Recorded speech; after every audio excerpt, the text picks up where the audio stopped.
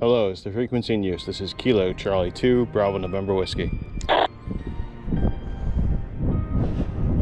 afternoon, Kilo Charlie 2 Bravo Romeo Whiskey 29 November 21. November 25 Charlie November Papa. By the way, is there anyone up there right now with this weather?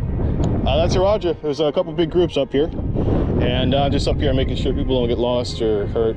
And the wind died down a little bit, but it's starting to pick up again up here. It was gusting about like 30 miles an hour or more, probably 40 at the top here.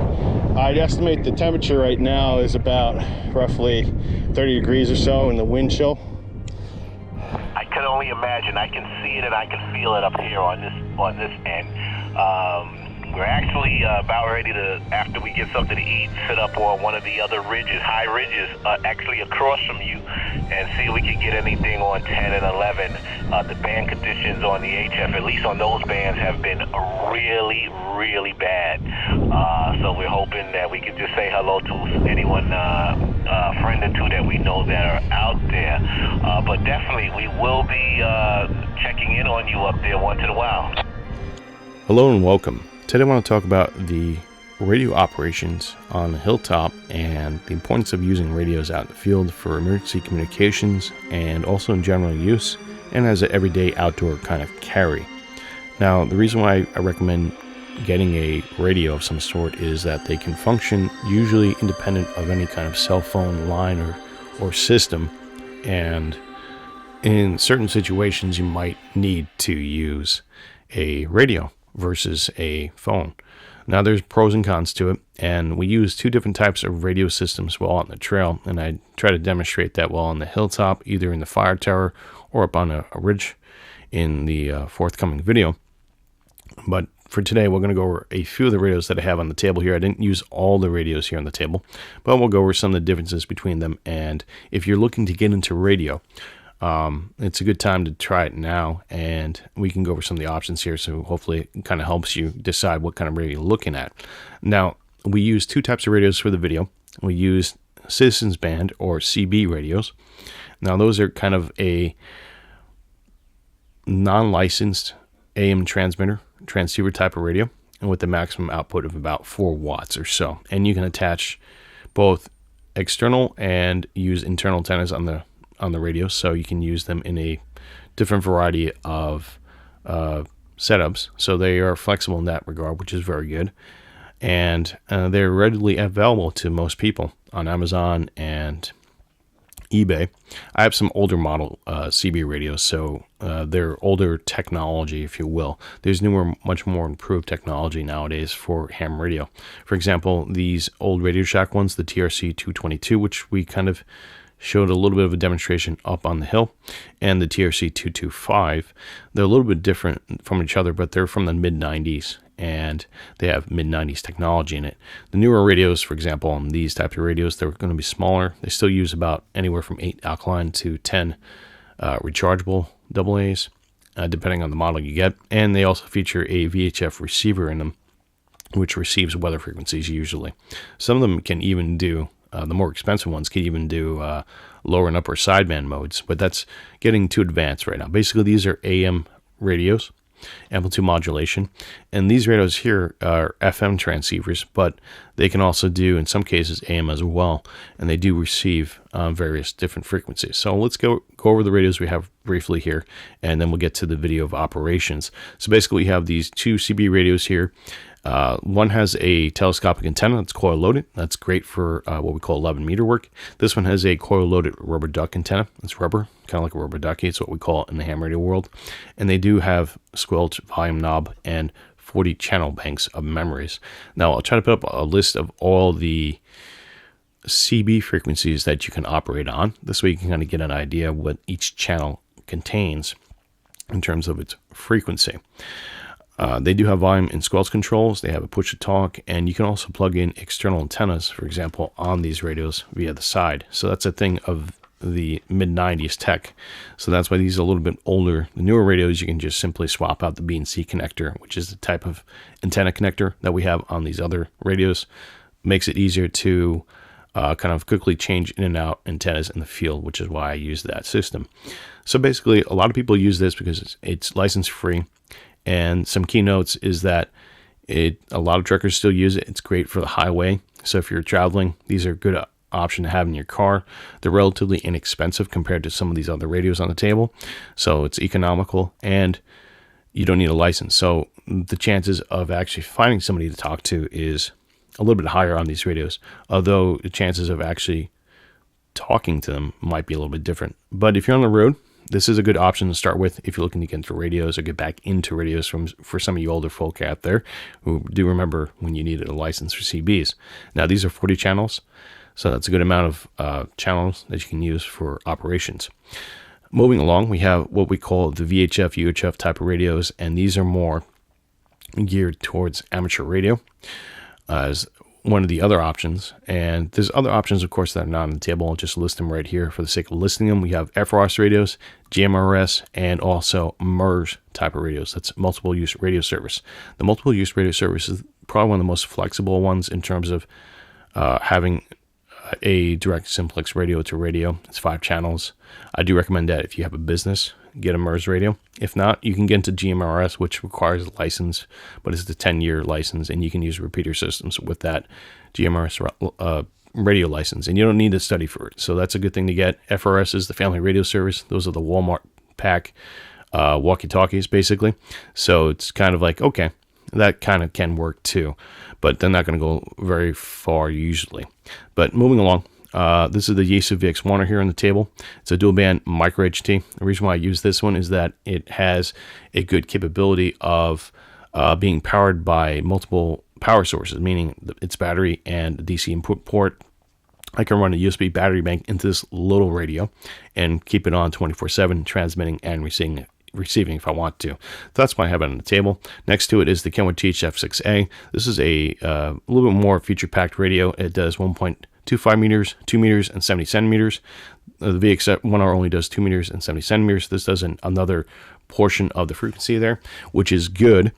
And this one has different modes that it can receive on, not just AM and FM like some of these other radios, but it does upper and lower sideband reception as well as CW modes as well. So it can receive in those modes. It doesn't transmit in those necessarily those modes, but it receives in them. It can transmit in the FM mode though. So it's a great receiving type of unit. I'm not going to go into all the specifics, but great radio. I have a video on this in my channel. You can probably find and review. Next to it is the robust VX7r. The Yaesu VX7r is one of my favorite radios because it's robust. By that I mean it's IPX7 rated, as opposed to the Kenwood THF6A, which is only mil-spec C, D, and E. Basically, this can withstand maybe a little bit of a splash, and this one here can probably be submerged for a certain amount of time. I think it's IPX7 rating, so basically it's waterproof. So you want to take this one outdoors. In addition to being rugged, we also have it transmitting in 4 different areas: the 2 meter area, the 1.25 meter area, the 70 centimeter, and also 6 meters, both FM and AM. So this one does FM and AM transmitting, which is quite nice for this radio. Now, we all have dual band antennas on these 4 radios here in the center. These are VHF, UHF dual band antennas. Moving along from here, in addition to being a great wideband receiver, much like the Kenwood THX6A, we have the Yaesu FT1D, and that's also a good wideband receiver. In addition to being a dual band radio, that's 2 meter and 70 centimeter, it has what we call a digital mode in the ham radio world. That's basically C4FM is the modulation type of digital radio that this can use. This does analog and digital, and it has a what we call a GPS module in it. And basically what this can do, it's capable of sending out your GPS coordinates from the radio to a radio tower, and that radio tower will transmit it back into a internet system usually, or an iGate. We'll put it onto the internet, and you can show where you are on the map, pinpoint yourself on the map. So that's pretty valuable while being outdoors, doing outdoor operations, if you want to be found. Now, it's not always a hit. You have to be high up and usually in vicinity of some type of radio system that can receive and put your signal onto the internet. and it's very possible that that can happen outdoors. So, but I want to linger too much on the Yaesu FT1D. It's just an example of a analog digital type of radio that we have on the table. And finally, we have the realistic HTX202 on the right here. This is a monoband 2-meter radio, and what that means is it only does one band, 144 megahertz to 148 megahertz.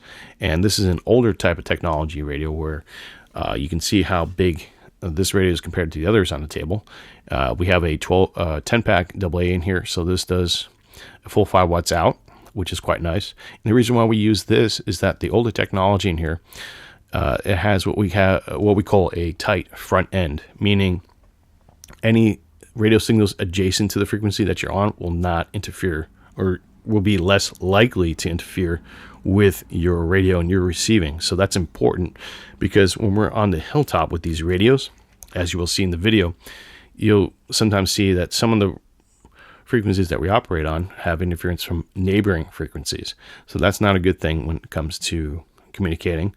So this kind of alleviates that. They don't have that technology as much in newer radios because they're wideband reception, so they have to open it up. This one, being a monoband, does not have the wideband reception, so that's a negative, but it has a good receiver for the frequencies that it can receive on. So that's the trade-off there. So that's important. And with the 202, we also like to use a type of antenna. This is the AEA Hot Rod brand antenna from the 80s. And basically what this is it's a telescopic type of antenna, much like the TRC222 here. And it has a coil load not in the center, but in the base here, as you can see on this little rubber wrapping here. And it's got a B&C connector and funnel. Basically, this gives us a 5/8 wave length of 2 meters. So it's 5/8 of a 2 meter wavelength. And it gives us a certain takeoff angle and reception when we're up on the hill. So it increases our receiving, and it can and does alter our transmitting, which is a little bit better than some of these coil-loaded antennas on the table. So you're going to get a little bit better range usually with this, and much better reception. So we use that with the VX7R and the 202 in the video examples. So that's what we have on the table, and we use the 202, the VX7R, and we did use a little bit of the TRC222 a little bit to kind of demonstrate how CB sounds up on the hilltop. Now I went to 2 locations. I went to Ninham in Kent/Carmel, New York.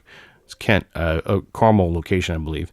And then we also did Breakneck Ridge, part of that as well. And we managed to talk to a few people on the repeater system and a few people on simplex. And what that means is simplex is simply talking from radio to radio. That's it. Simplex. Very simple. Simplex. Very, very simple to remember. Now for a repeater system, I managed to get into a repeater from up here into Glen Oaks, Long Island.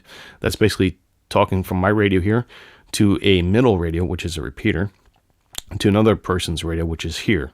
And then they would talk into the repeater here, and then repeat the signal back out to me here. And what that does is that kind of setup there, that allows us to talk over long distances and maintain some sort of good signal to noise ratio and an ability to talk to each other. So a repeater system is something that you can have access to with GMRS radios and amateur radios, whereas CBs, you don't have access to that legally. And I say that because you can make a repeater system for any kind of radio out there, but it may not be legal to do it. And you probably won't find it in the CB land.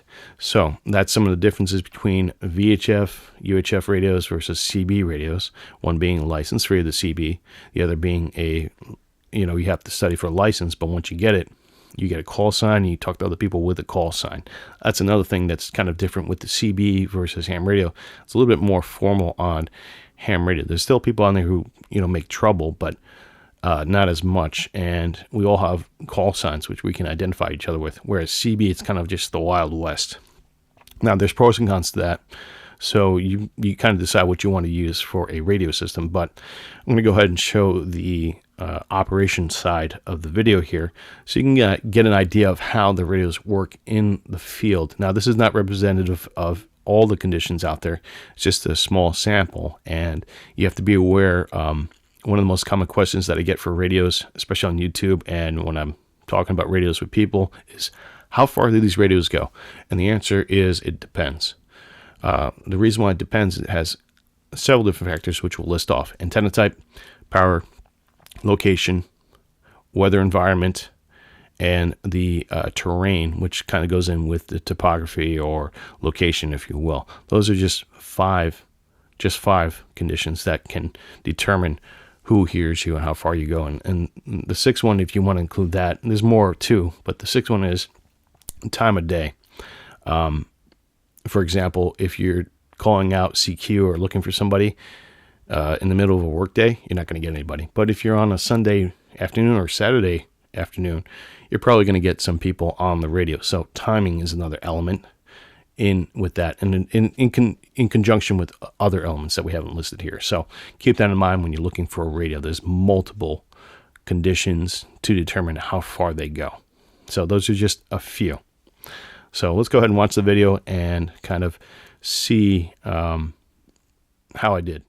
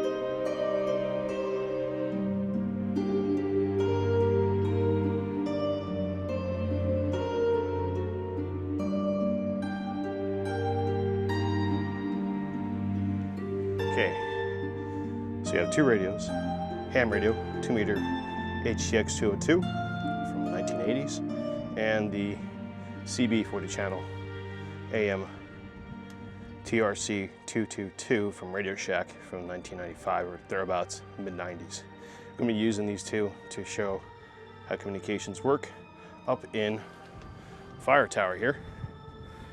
We're roughly about 1,300 feet up or so, thereabouts. I'll get the exact number later. But this is our view right now. It's quite windy. It's in late winter. Temperatures are pretty warm out here in the southeastern New York. And this is our view of Putnam County, Dutchess, and even Westchester to a degree. On a clear day, you can see pretty far down south, which is where we're kind of looking right now a little bit. So definitely a nice place to test out radios and communications. So let's go ahead and turn on the HTX202. We have the AEA hot rod 2-meter antenna, 1980s telescopic antenna. It's a very high quality. It's 5/8 wave coil loaded, BNC connector. And we have 12 AA batteries, or rather 10 AA batteries in here. And I'm gonna try to make some contacts on 146520 without breaking my antenna in the wind here. Hello, is the frequency in use? This is KC2BNW.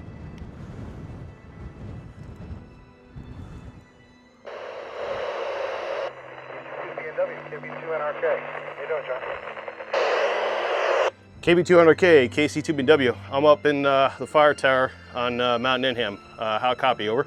I got you loud and clear. I'm over by the Carmel Firehouse, over by Fowler Avenue.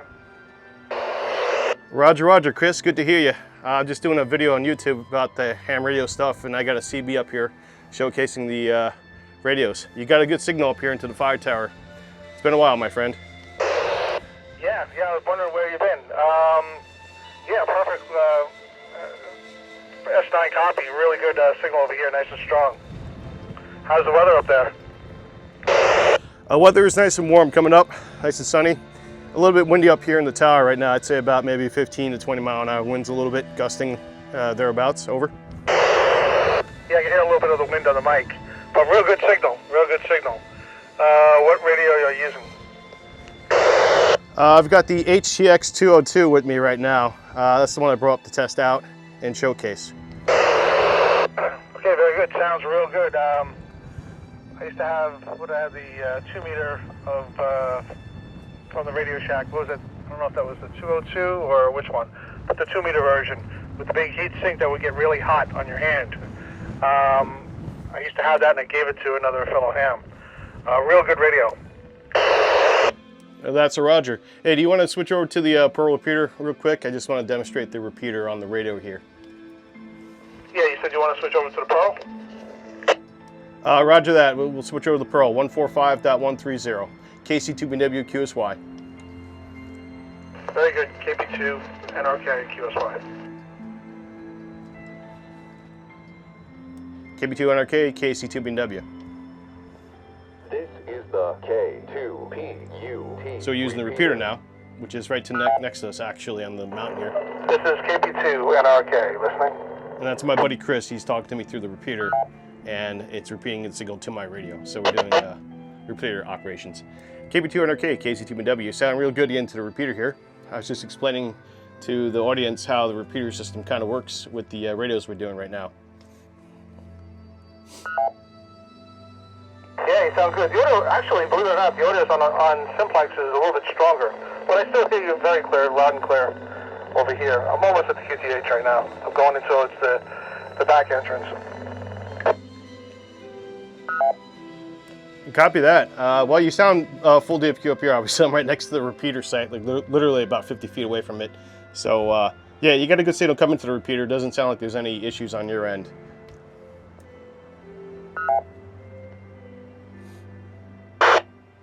So, yeah, very good. Hold on 1 second. I'm just backing into the driveway. Step by. So while he's doing that, I'll explain. His radio is going to a tower, which is literally right next to me. And that tower is rebroadcasting the signal out on this frequency. And I'm broadcasting to that tower, and it's rebroadcasting it out to his radio. So that makes this an effective way of communicating for radios. In case you can't do radio to radio like we were doing before when I was calling out. This allows us to communicate over vast distances, and there's plenty of these repeaters up.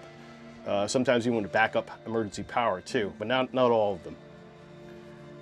Yeah, definitely. The hardest thing is just getting up on that roof, but I'll figure something out. Anyway, let me run in, and I will catch you hopefully soon. This is KB2NRK.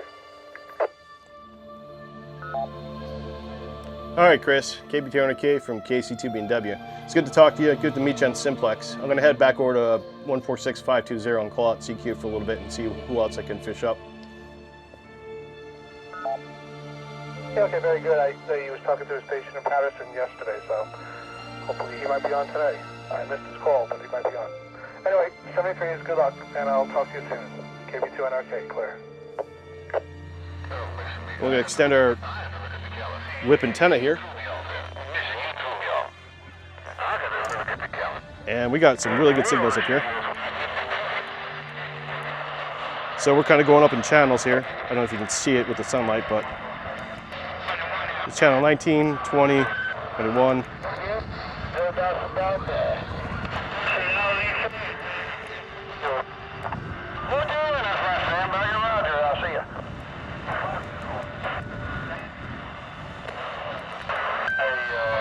So this guy's pretty close, maybe, or getting pretty far in there. I'm gonna try to talk to him here. This is so nice. We got that doggone cold front coming in. Supposed to have some rain coming in the next couple days, so I may ease on out there this afternoon and catch me some fish. Ease around the lake and see what else I can get. And I ain't talking about them 2-leggers. I already got one of them now. Get that off your mind. Hey, Pimp, y'all have a good evening, 41 hours. Negativity. Hey, this is John up in the fire tower. Can anybody hear me?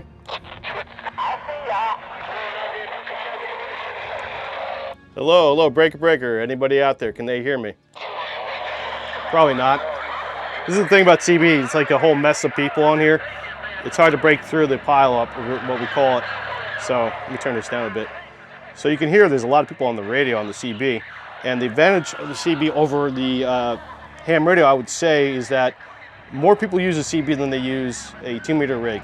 So you're going to be able to contact more people with the CB, but it's going to be a lot harder to contact people in some cases with the CB.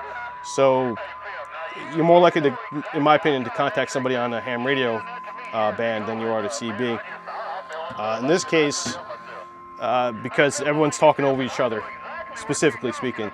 Now that might be different at different times of the day, obviously, so there's different environmental variable factors with that. But generally speaking, these guys are always talking over each other. There's no real etiquette or protocol, if you will. So sometimes it's kind of hard to get a word in. But if you go to a clear channel, maybe, you might be able to get somebody. Let's say we go to 13 here. I think it's 13. Yep, 13. Let's call on 13. Hello, this is John up in the fire tower. Can anybody hear me out there? Over. It's a little windy, so I do apologize for the wind noise.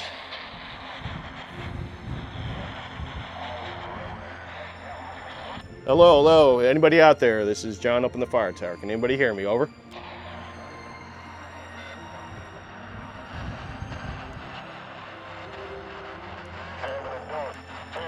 '15's pretty busy. 19, the old trucker channel from the 90s. Channel 20. Hello, this is John up in the fire tower in Putnam County, New York. Can anybody hear me? Over.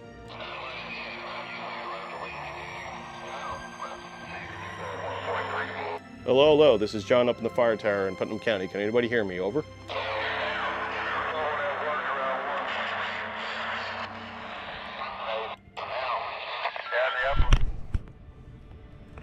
This is the frequency in use. This is Kilo Charlie 2, Bravo November Whiskey. This is 82GI. I'm doing a soda PODA activation, if that's alright. 82GI, KC2BW. That's quite alright. I'll give you a contact. I'm up on Breakneck Ridge here. Great, yeah, I'm on Bull Hill and in Hudson Highland State Park. Sorry, could you repeat your call sign for me? This is 82GI. Yeah, roger that. 82GI. This is Kilo Charlie 2, Bravo November Whiskey. That's KC2BNW, and I'm just about a mile away from you on the other ridge, just north of you. I know exactly where you are. I'm actually working in the parks here today. Oh, great, yeah. No, I thought I'd come up. It's, nice day. So KC2BNW, thanks for the contact, and hope you have a great rest of your day. CQ PODA and CQ Soda, this is 82GI calling from Bull Hill and Hudson Highland State Park. This is 82GI. Kilowatt Echo 82 USA. So he's doing parks in the air and soda on the hilltop across. KE2I, this is 82GI. You are 5'9" on Bull Hill and in Hudson Highland State Park. Thank you.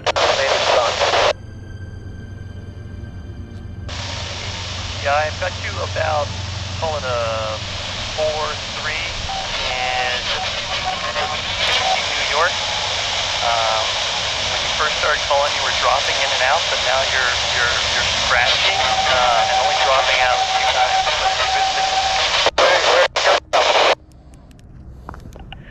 Thank you. Yeah, I've got a 3-element YAG laggy, so I'm trying to keep it pointed straight. But thank you for the contact, and 73.